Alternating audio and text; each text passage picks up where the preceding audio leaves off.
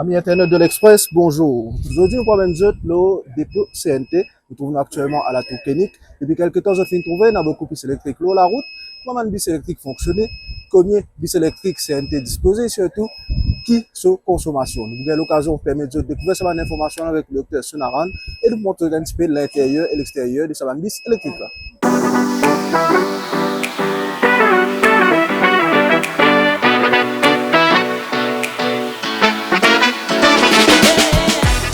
Monsieur Sonaran, bonjour. Merci d'accueillir nous justement le dépôt CNT. Nos reportages accès le ban bus électrique qui est dans la route en ce moment. Au niveau de la CNT, combien de bus électriques est dans ce moment dans la route?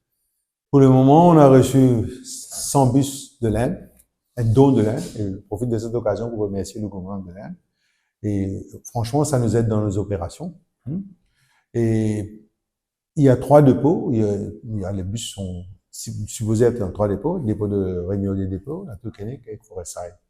Les travaux à Rémiolier, où 2 chargers sont complets. À la tour Kénique, 7 sont complets, 2 sont en cours. Donc, il y aura 9 chargers là-bas. Et avec ces 9 chargers, on fait 90 bus environ. Et vous allez voir la différence que ça fait dans l'ouest du pays.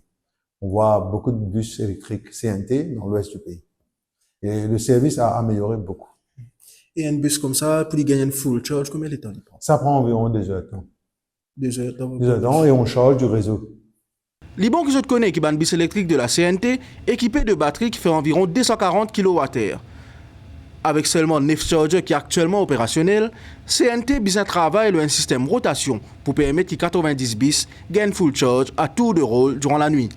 Avec une charge complète, bis là capable de parcourir en moyenne entre 180 et 250 km dans des conditions réelles avec climatisation, embouteillage et différents arrêts. Pour le moment, vous changez du réseau, mais Oui. vous êtes en projet justement pour bouger vers une POC solaire, c'est comme Oui, évidemment, pour être plus verte dans le temps, c'est mieux d'aller au solaire. Et nous faisons une soumission de projet au gouvernement. Donc, on est en train de voir comment pour financer ça. Et est-ce que vous avez chauffeur fin la différence de fin gagner quand on roule sa bis là comparé avec un service peut-être diesel ou que tu peux rouler? Oui, comme vous savez, c'est une transformation technologique. Et dans cette transformation, les chauffeurs, les mécaniciens, les électriciens ont été formés. Et c'est toujours une petite difficulté initialement, mais ils sont satisfaits. Il y a 2 avantages principaux. Premièrement, il ne pas faire bruit, il est très silent. Deuxièmement, il n'est pas polluant. Il n'y a pas de fumée. Donc, c'est très avantageux pour le voyageur et pour les travailleurs également.